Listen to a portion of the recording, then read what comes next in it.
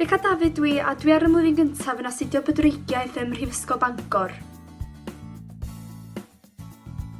Nes i ddewis ddod i Fangor i astudio am sawl rheswm, ond yn bennaf oherwydd yr elfen o Gymraeg sydd yno.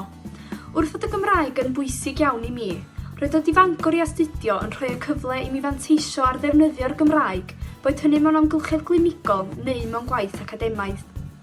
Pan allan ar leoliad, mae'n hynod o braf cael y cyfle i siarad gyda'r menywod a'i teuluoedd trwy gyfrwng y Gymraeg.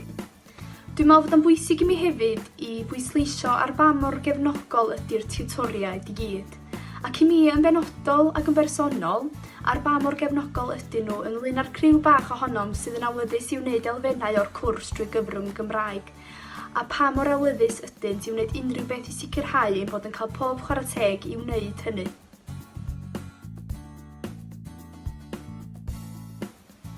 Dwi'n mwynhau pob elfen o'r cwrs, ond y peth gorau i mi ydy cael bod allan ar leoliad, boed hynny'n y gymuned neu mewn sbyty. Mae'n fraint cael cyfarfod cyn gymaint o fenywod a'i teuluoedd, ac mae'n brofiad anhygoel cael bod yn rhan o daith mor sbesial, a does na'm byd gwell na cael profi genedigaeth, boed hynny dim ond yn rhoi cymorth, ond hefyd mae'n anhygoel cael cymeryd rhan yn llythrenol, ond hynny hands on hands lle gyda cymorth gan y fydraig.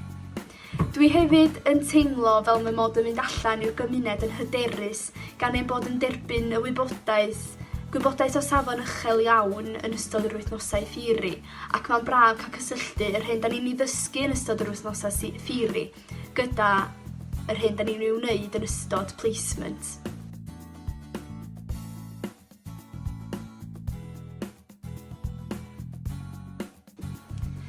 Dwi'n teimlo'n freintiedig iawn fy mod yn derbyn fy addysg ar yr unig raglen bydwreigiaeth yng Nghymru sydd yn cael ei achredu gan yr UK Baby Friendly Initiative.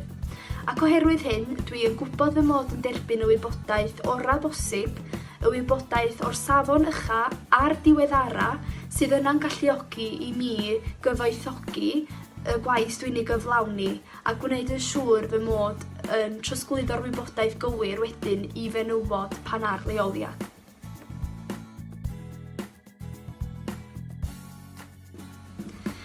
Mae Tada yn chwarae rhan allweddol iawn yn ystod beichiogrwydd ac yna wedyn yn y cyfnod o enedigol. O brofiad personol o fod yn rhan o enedigaeth, mae'r Tada yn rhoi cymorth gwahanol i'r hyn mae'r fydraig yn gallu ei gynnig sydd bach fwy meddygol. Mae'r Tada yn gallu rhoi cymorth seicolegol a meddyliol i'r fenyw gan ei helpu i wneud unrhyw benderfyniadau y bydd yn rhaid iddi ei wneud. Yr hyn sydd wastad ddim yn cael ei gydnabod ydy bod y Tadau hefyd yn gallu wynebu heriau, enghraifft datblygu postnatal depression yn unol gyda menywod, ond nid ydyw bob tro yn cael ei gydnabod mewn dynion. Dyna pam dwi'n meddwl fod hi'n bwysig iawn bod Tadau yn cael ei cynnwys yn ystod y feichiogrwydd yn llawn, bod hynny mewn dosbarthiadau cyn enedigol, mewn apwyntiadau a hefyd bod yr wybodaeth a'r gefnogaeth yno iddyn nhw petai nhw ei angen.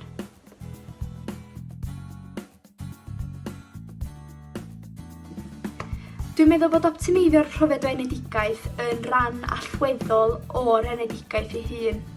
Efallai mae dim ond unwaith y bydd y fenyw yn profi genedigaeth, ond yn sicr mi fydd yn un o'r profiadau a wneith hi byth ei anghofio. A dwi'n meddwl bod yn bwysig bod y fenyw yn gallu edrych yn ôl ar y profiad yma a hynny'n bositif.